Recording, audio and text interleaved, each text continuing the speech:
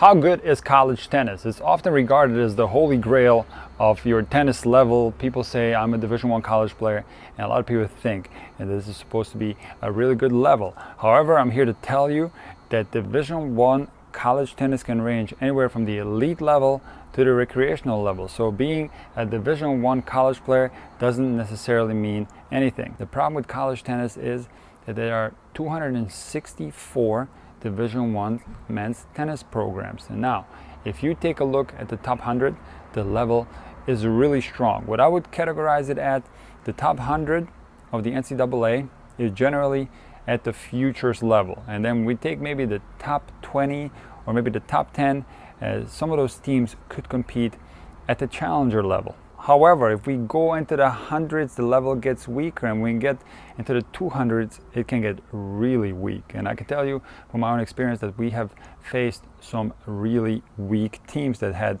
recreational level players playing on them. So technically, even the players on the lower teams are Division I players. However, if we take all the men's programs in the nation and we say there is 8 players per team on average, some teams have more, some teams have a little bit less, only 6 players actually get to play the match, that comes out to over 2,000 players, and obviously there's going to be some weak players among them. Then of course you have the polar opposites, which are elite level players who have competed in college, such as John Isner or Kevin Anderson. These are guys who were in the top 10 in the world. This is an insane level of tennis. So when we're talking about Division I tennis, there's a wide spectrum of level of play. So when people talk about Division I tennis, they often think of the top programs such as University of Florida, UCLA, USC, Baylor, Tennessee, Wake Forest, North Carolina, and yes, the players on those teams are incredibly strong. They're at least at the future level.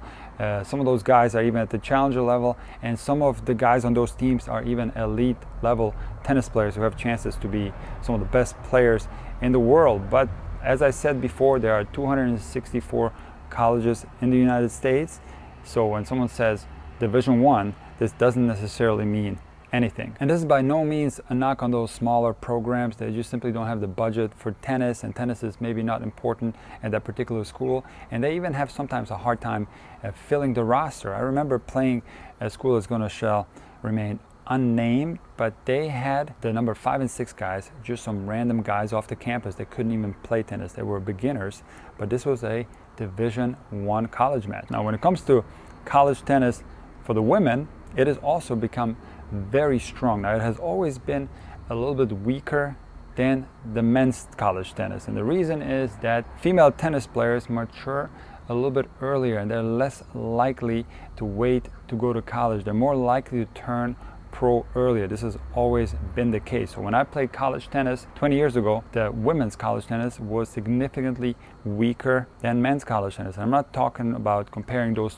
sports against each other. It has always been the case that men's tennis is much stronger than women's tennis, but if we compare the amount of players who were able to establish a successful pro career on the men's side, there are far more than on the women's side. But again, this is 20 years ago. Women's college tennis has gotten significantly stronger, and right now the level of play in the women's NCAA Division I is excellent. All right guys, I got rained on. I had to move the camera, a little bit of a rain delay, but doesn't matter. Let's go on with the video. So I'm sure you want to know, how about D2, D3, and so on. These are considered college tennis teams after all. So there's actually going to be a lot of different type of leagues across the college tennis spectrum. So there's also NJCAA, which are junior colleges. Those are 2-year programs. There's also NAIA, which are smaller schools, and there's also of course Division III NCAA, Division II,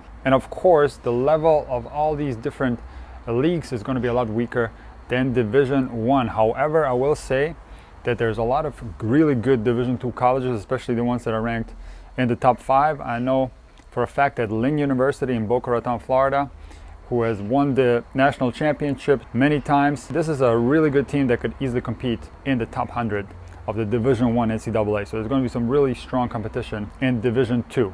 But overall, obviously the level is going to be a lot weaker than Division 1. And for any tennis parents who are watching, I'm sure you want to know how hard is it for a junior tennis player to get into a Division 1 program. Unfortunately, most of the tennis parents that I talk to, they all are dreaming about getting into a famous program such as UCLA, USC, Stanford, University of Florida, University of Georgia, and so on. And unfortunately, the chances of getting into a program like that are very low. You must be a highly ranked national level junior. You have to be at least top 10 in the country to even have a chance to get into a school like that. What's happening in college tennis is the same thing that's happening on the professional tours, is that the Europeans are dominating the sport of tennis. And if you want to know in more detail why Europeans are dominating both college tennis and the professional tennis tours, check out my video titled What Happened to American Tennis, where I explain in great detail why Europeans are doing so well. However, if you have a good level junior, there is a place for that junior in college. It might not necessarily be one of the top programs, but as I said in the beginning of the video, there are 264 Division 1 tennis programs across the country. There's also Division 2, there's Division 3, and also there's NAIA. So if the junior is a good player, I'm sure that junior is going to find a tennis home in college.